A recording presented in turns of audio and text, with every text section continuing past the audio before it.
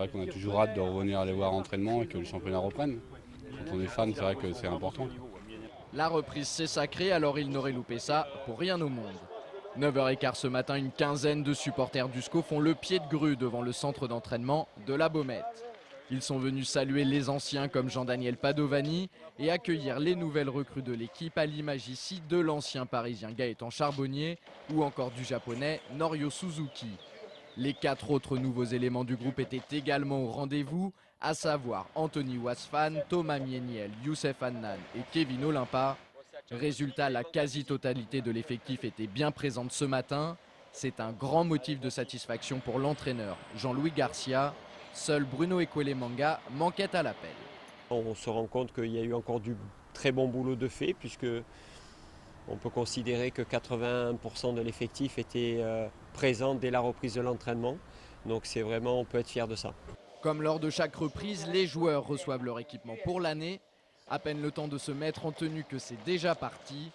Mais avant de commencer la première des 2 séances de la journée, le groupe ne réchappe pas au traditionnel discours de l'entraîneur.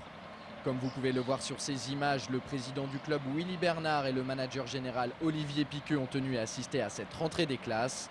Et puis en l'espace de quelques secondes, les choses sérieuses commencent. On fait un travail assez volumineux, basé sur de l'endurance, sur la technique individuelle, sur du travail de renforcement musculaire.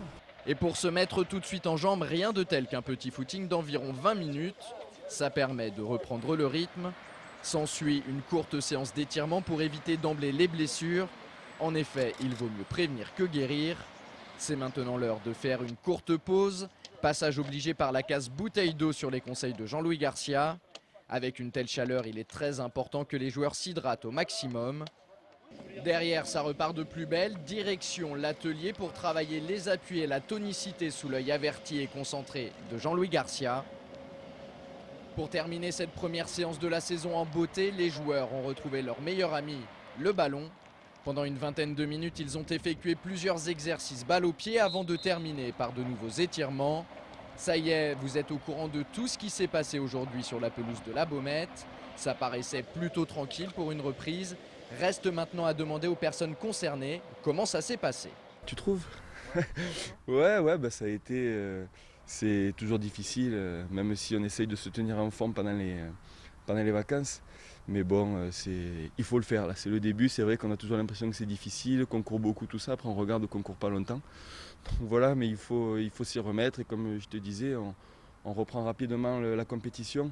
Donc il faut de suite s'y mettre pour bien commencer, quoi. Footing léger, reprise un peu avec le ballon, un peu d'abdos et puis voilà, bon, les classiques d'une reprise tranquillou pour l'instant, quoi.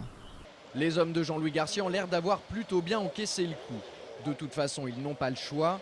Demain, vendredi et samedi, c'est rebelote avec 2 séances quotidiennes au programme. Sans compter que la semaine prochaine s'annonce chargée. Le staff et les joueurs se rendent à Saint-Brévin en Loire-Atlantique pour le stage de pré-saison.